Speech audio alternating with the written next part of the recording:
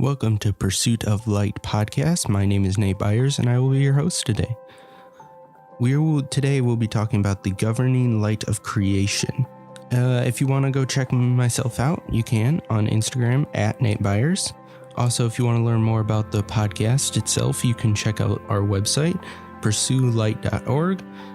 If you'd like to view the video version of these podcasts, you can. They're on YouTube, Nate Byers. And if you are listening to us on Apple Podcast, if you would just tap the stars, leave us a review. If you want to write something that is great, and you can, and I'll definitely read it. But if you can't, just tap the stars. It's greatly appreciated, and it helps a lot with Apple's ranking system. We are a listener-funded podcast here at Pursue Light, so if you'd like to leave a donation, you can on our website, pursuelight.org/donate. It's not required, but it's greatly appreciated, and it's very helpful because it helps me produce great content and hopefully better content in the future. Today we're going to be reading Genesis 1. I'm going to be reading out of the NIV, so let's begin. In the beginning, God created the heavens and the earth. Now the earth was formless and empty. Darkness was over the surface of the deep, and the Spirit of God was hovering over the waters. And God said, "Let there be light." There was light. God saw that the light was good, and he separated the light from the darkness. God called the light day, and the darkness he called night. There was evening, and there was morning, the first day. And God said, "Let there be expanse between the waters to separate the water from the water." So God made the expanse, and separated the water under the expanse from the water above it. And it was so. God called the expanse sky. There was evening, and there was morning, the second day. Verse 9. And God said, let there be water underneath the sky be gathered up to one place, and let dry ground appear. And it was so. God called the dry ground land, and the gathered water he called seas. And God saw it was good. Then God said, let the land produce vegetation, seed-bearing plants and trees on the land that bear fruit with seed in it, according to its various kinds. And it was so. The land produced vegetation, plants bearing seed according to their kinds, and trees bearing fruit with seeds in it according to to their kinds. And God saw that it was good. Verse 13. And there was evening, and there was morning, the third day. And God said, let there be lights in the expanse of the sky to separate the day from the night. Let them serve as signs to mark the seasons and days and years. Verse 14. And God said, let there be lights in the expanse of the sky to separate the day from the night. Let them serve as signs to mark the seasons, the days, and the years. And let them be lights to the expanse of the sky, to give light to the earth. And it was so.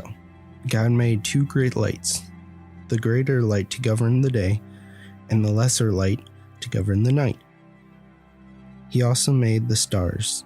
He set them in the expanse of the sky to give them light onto the earth, to govern the day and the night, and to separate the light from darkness. And God saw that it was good. There was evening, and there was morning, the fourth day. Verse 20. And God said, let the water teem with living creatures. Let the birds fly above the earth across the expanse of the sky. So God created the creatures of the sea and every living, moving thing with which waters teem according to their kinds, and every winged bird according to its kind.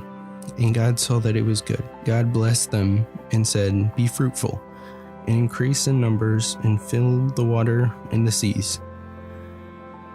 Let the birds increase on the earth. And there was evening, and there was morning, the fifth day. Verse 24. And God said, let the land produce living creatures according to their kinds, livestock, creatures that move along the ground, and wild animals, each according to its kind. And it was so. God made the wild animals according to their kind, the livestock according to their kind, and all the creatures moved along the ground according to their kinds. And God saw it was good. Verse 26. Then God said, "Let us make man in our own image, in our likeness, and let them rule over the fish of the sea and the birds of the air, over the livestock, over all the earth, and all the other creatures that move along the ground." So God created man in his own image. In the image of God, he created him. Male and female, he created them. God blessed them and said to them, "Be fruitful and increase in number. Fill the earth and subdue it. Rule over the fish of the sea and the birds of the air, and over every living creature that moves along the ground." Verse 29. Then God said, "I give you every seed-bearing plant on the face of the whole earth, and every tree that has fruit with seed in it. They will be yours for food, and to all the beasts of the earth, and all the birds of the air, all of the creatures that move along the ground, everything that has breath of life in it, I give every green plant for food." And it was so. Verse 31. God saw that all he had made, and it was very good. And there was evening, there was morning, the sixth day. So in this chapter, there is quite a bit that we went over. We went over the beginning of creation. We seen how God created the heavens and the earth. He created in the first day, here in verse 3, he said, "Let there be light." He didn't create the sun until the fourth day. So that means that there was light. God created light without actually creating a sun. There was no source to the light. The source of the light was God himself. Most of the time when we read Genesis, we just read through it and it shows us the chronological order that the earth and our universe was created in. But we miss, I feel like some of the times, the details that we see. We miss that the waters, when God first created the waters, that was one of the first things that he created. And there was it was just water. God contained the water. And I think it's so fascinating how God created light when there was no source for the light. Light was created. God's words, he doesn't just speak words.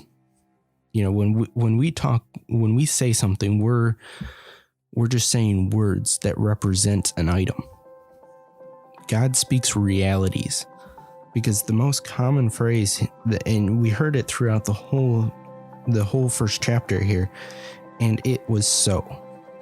When God spoke, he was speaking, and he wasn't just speaking words or referencing something. He was speaking realities.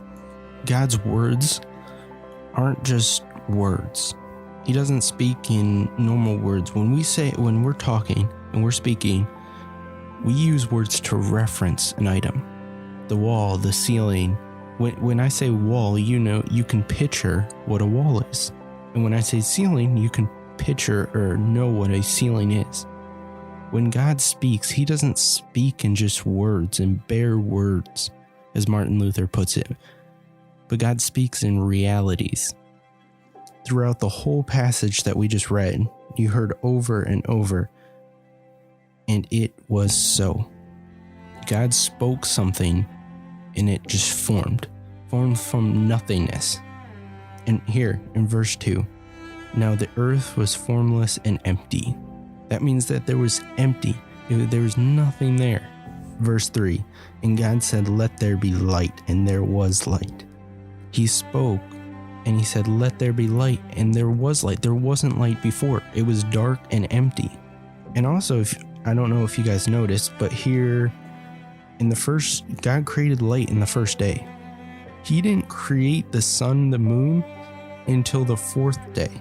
That means that there was light by God's power alone. There was nothing else. That we can't imagine light without a source. It was just sourceless because the light itself was God. He created the concept and the idea of light.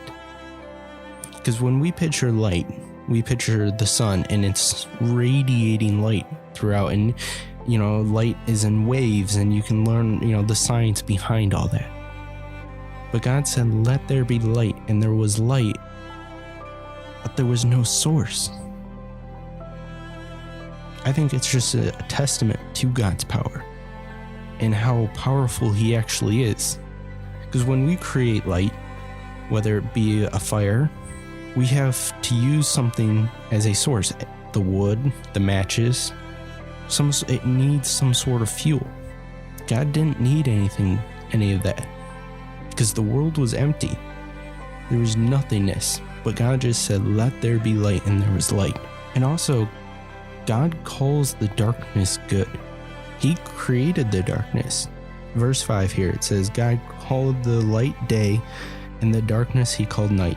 He calls it good because He looks back on the seventh day and looks back at all that there is, and He called it good. So often we picture and we use darkness as an example for evil or anything negative. It's sometimes dark.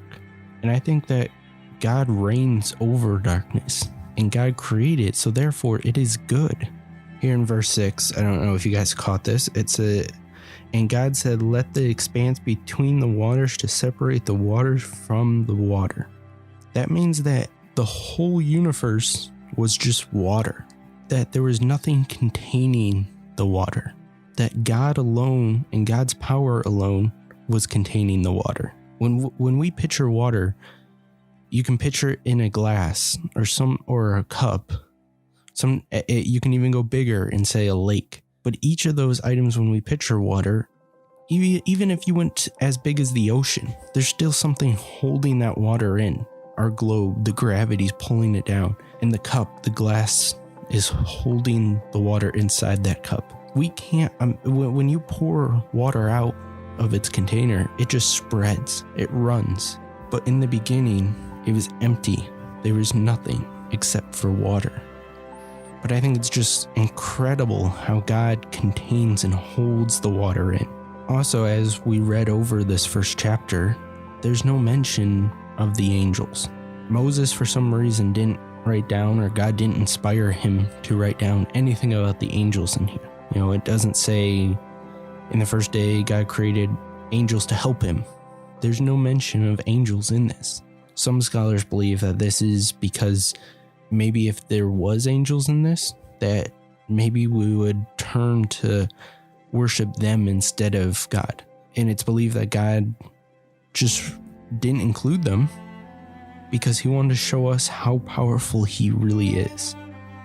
That He didn't need outside help or helpers from His angel. That He Himself could create everything. He Himself could speak the realities. We're going to skip a few verses, and we're going to jump to verse 26. And it says, then God said, let us make man in our image, in our likeness. And we'll stop there. It's, let us make man in our image. Some scholars believe that because the way that it gets translated, it's translated plural. Some believe that because it's plural, God's referencing, well, actually the word before it gets translated could go either way, but some scholars believe that God's referencing the Trinity there, but He doesn't say, He's not referencing the angels. So we're not created in the likeness of angels. We're created in the likeness of God, whether that He's referencing the Trinity here or just Himself.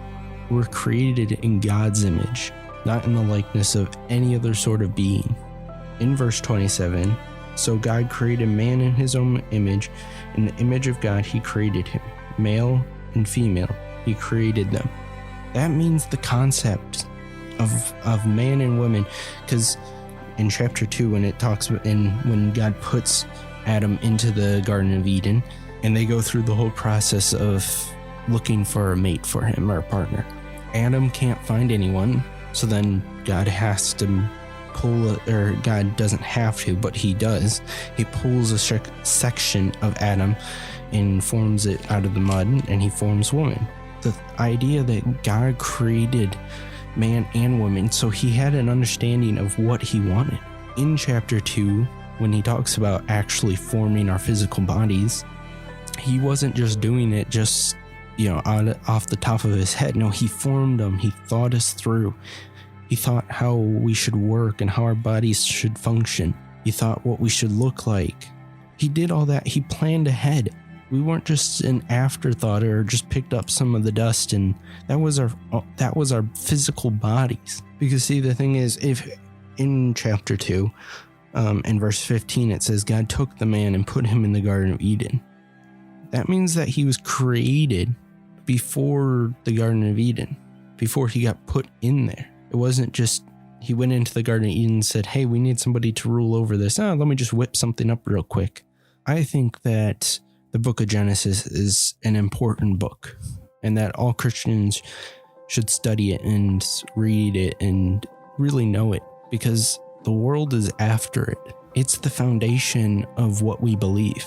Because if God didn't create the world, if he didn't step in and create man, if we are, as what the world believes, is just monkeys that evolved into humans, that the world or our earth evolved over time, over billions of years, then our whole faith is lost. And sometimes I feel that Genesis can get overlooked, that there's more important books in the Bible.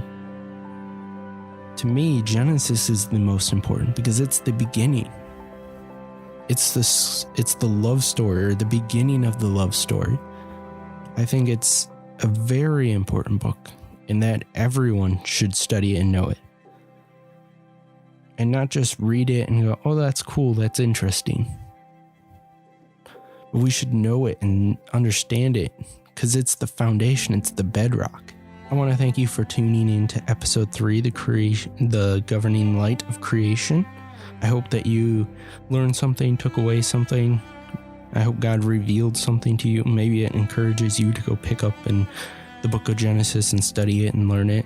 I think it's a fascinating book, and I encourage everyone to go check it out. Also, commentaries on it are very interesting, and they provide so much more light, and I feel like when you read them, commentaries on the book of Genesis, or any book for that matter, it just like brings to new light or something that you may have glossed over. It helps you realize it. So thank you for listening. I hope you join us next time for episode 4, The Death to Self. Should be a good one. Take care.